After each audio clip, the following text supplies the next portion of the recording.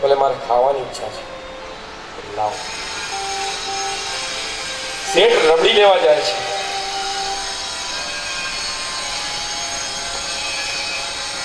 સોનાના પાત્રમાં રબડી લઈને આવે છે. સાહેબ બુદ્ધને આપી દે છે કે આપ ગ્રહણ કરો.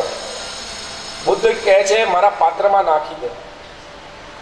શેઠ જોવે છે પાત્રમાં તો એટલી બધી ધૂળ લાગી છે, આ પાત્રમાં હું કેવી રીતે આ મારી એટલી સારી રબડી નાખું? મેં 3 કલાક સુધી એને ફેટીને દૂધને એટલી મહેનત કરીને મેં આ રબડી બનાવી છે, એટલા મેં આમાં ડ્રાયફ્રૂટ્સ નાખ્યા છે, હવે હું કેવી રીતે એમને આપી દઉં?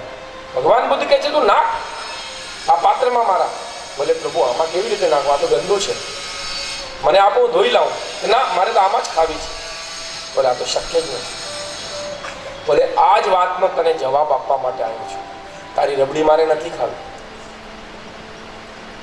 કે મારું પાત્ર એટલું ગંદુ છે, એમાં એટલી ધૂળ છે, તું તારી રબડી મને આપી નથી શકતો, એમાં નાખી નથી શકતો, તો તારી અંદર કેટલા વિકારો છે, હું કેવી રીતે તને આશીર્વાદ આપી દઉં? બોલું જય શ્રી કૃષ્ણ.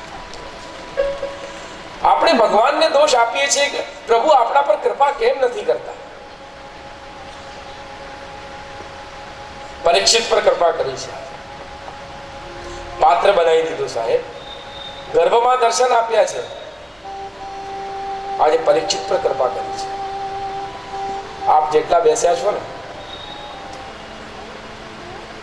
ડોક્ટર તમને કહી દે 15મા દિવસે તમે 15-20 દિવસના તમે મહેમાન છો, તમારી પાસે કરોડ રૂપિયાનું બિઝનેસ હોય, અબજો રૂપિયાનું તમારી પાસે બિઝનેસ હોય, બીજા દિવસ તમે જશો તમારી ઓફિસ,